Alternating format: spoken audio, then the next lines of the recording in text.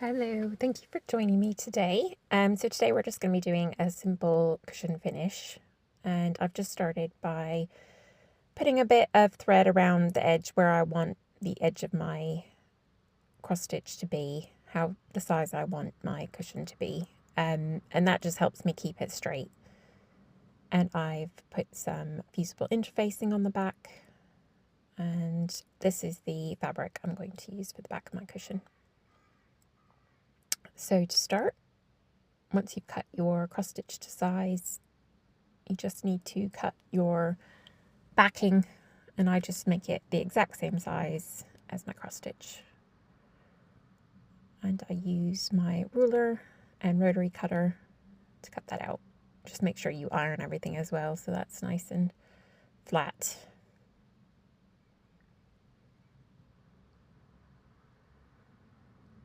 Yep, so you should be able to see, honestly don't look at the back of my cross stitch, I'm not a perfectionist. You should be able to see those basting lines you've put in, and then yep, just pin that together. I am leaving an opening at the bottom, so that's what I'm pinning at the minute, where I want to leave it open. Now make sure when you're pinning your fabric and your cross stitch together that you have right sides together. That way when you turn it inside out, it is the correct way. And you can use pins if you want. You can use those little clips. Some people prefer those. I try really hard just to take my pins out as I'm sewing on the sewing machine, just so I don't bend my needles, but I'll be honest, I don't always remember to do that, and I have wrecked a lot of needles, so now I buy them in bulk. And I just use these plain pins. I don't have any heads on them or anything, because I find the iron melts them. And then, yep, you're just going to sew around your square and leave that open at the bottom. And as you can see, yep, right sides together.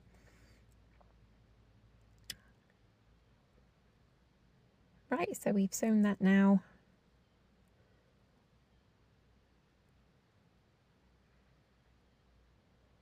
And I'm just going to trim my corners. So I cut off a little triangle.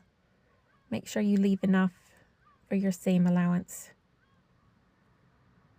And that just takes the bulk out of the corners. So when you turn it right side out, you haven't got all that fabric in there trying to find a place to go.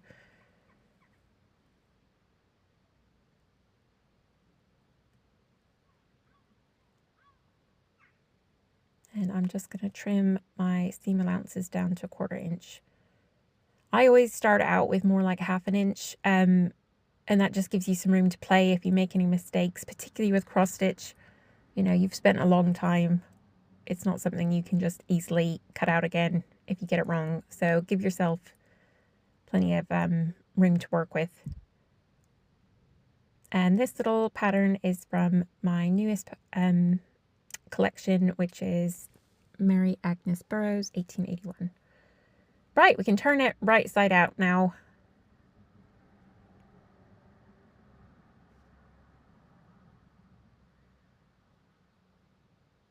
And yeah, make sure you leave plenty of space at the bottom to turn it right side out, or else it can be quite difficult. And I think particularly with cross stitch, you want to be gentle with it. You don't want to end up accidentally pulling any of your stitches. So give yourself a lot of room.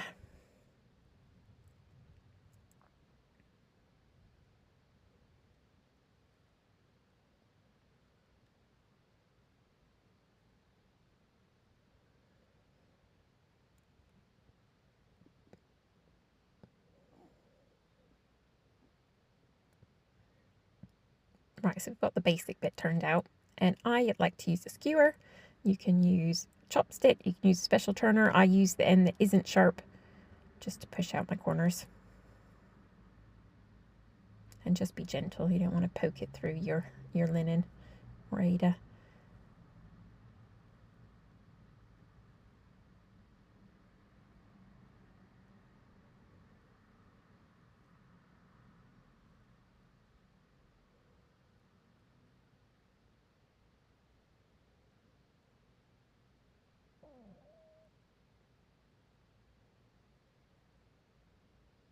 There we go, that's all turned right sides out.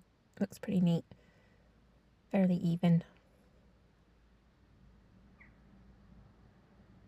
Yeah, just use the needle to help get out those last bits of the corners. Just be very gentle.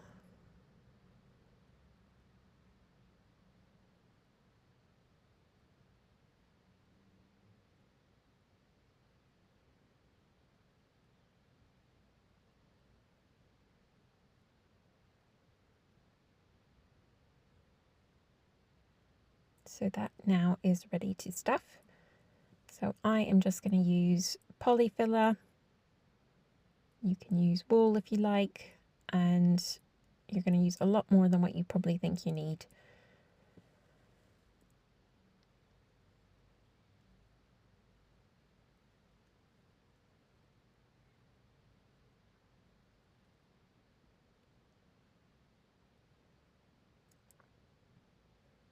So just start pushing that in, and obviously you want to push it down into the farthest away corners first. And you really want those corners packed in tight, because what I find happens is the polyfiller tends to just migrate away from those corners. So use your skewer, use your chopstick, whatever you've got, just to really push that in. Get those corners nice and full.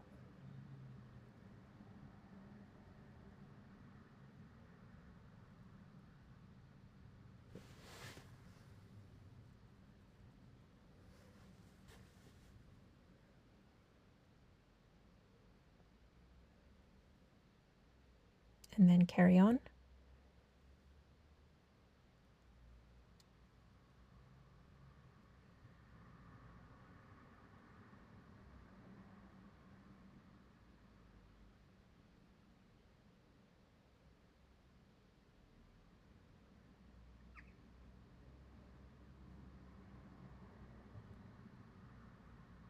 I'm going to make this one quite tightly stuffed. I mean, what you do is really up to you, how you like it. You can do a softer finish where it's, you know, a bit more slack, a little bit looser. But I find I quite like them well packed. So I'm putting in pretty much as much stuffing as it can hold.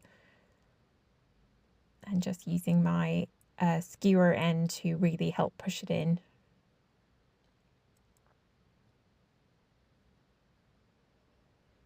Now the trickiest bit I find is the corners nearest where your opening is. So again, give yourself something to help push it in. Make sure those corners are really well filled before you sew your cushion up, because it will migrate away from them. Right, so we're ready now to sew up the bottom. You can add some crushed walnut if you want to give your cushion some weight. And that's what I'm going to do for this one. Just be mindful if you're gifting this, if you're giving it as an exchange at a retreat or anything, please don't put any nut products like crushed walnut shells in it, just in case the person you receive or, you know, anybody they live with has a nut allergy. And I just use a little funnel and I push it straight in. And that just gives it a bit of body.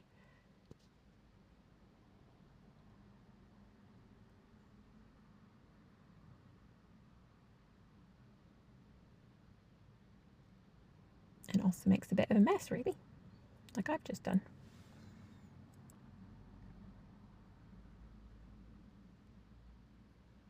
So that is really well filled now, as you can probably see. You don't have to make as much mess as I did. It's not a requirement.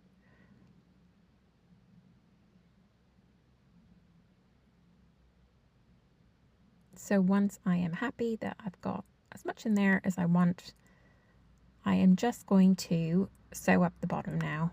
So what I do is use one long piece of thread. I fold it in half, and that gives me a loop at the end, which you can see here. And that just makes it a little bit easier to start my stitching. So I like to start on the right hand side and work my way to the left. You can do whatever is most comfortable for you. So the first stitch through both sides, and then I'm going to put my needle through that loop, and then I don't have to worry about any knots. Now I am doing a ladder stitch, so then I take a stitch along one side of my fabric and then go directly across and catch that other side and make a long stitch like you're making the sides of a ladder with the rungs. And if you're like me, your thread will catch on the corners of your cushion every time, just to drive you nuts. So yeah, long stitch up the side, like the side of the ladder, and then straight across to the other side and long stitch up that side of the fabric. So you've got your rung and you've got both sides. And as you can see, when you pull that tight, it's pretty much invisible.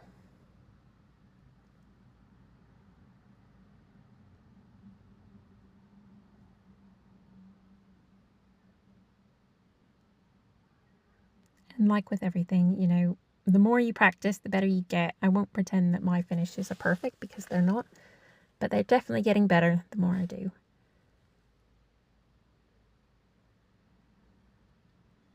So yep, straight up one side and then directly over and straight up the other side. And you can see those threads filling in the gaping bit, and as you pull it tight, that will come together really nicely.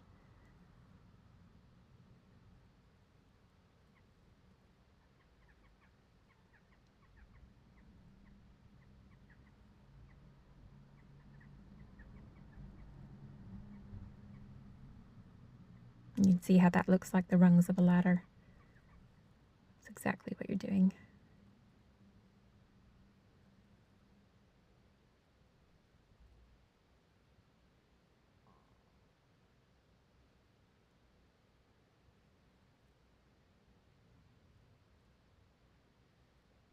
You can see as that comes together, those stitches, you can't see them at all.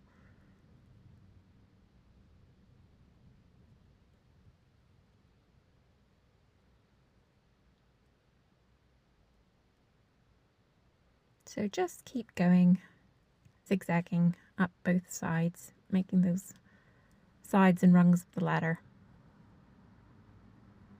until your whole opening has been closed.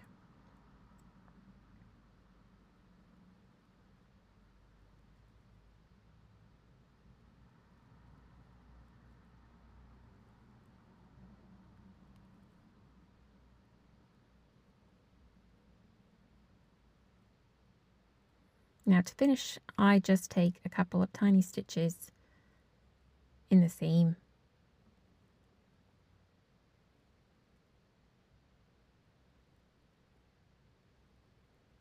Kind of almost on top of each other so that it self knots. You don't need many. And then just trim your thread. So be extra careful not to cut your cushion. Et voila, it's finished. And you can add any trims you want to that now, or just leave it as it is. And it's nice and full. Thanks for joining me.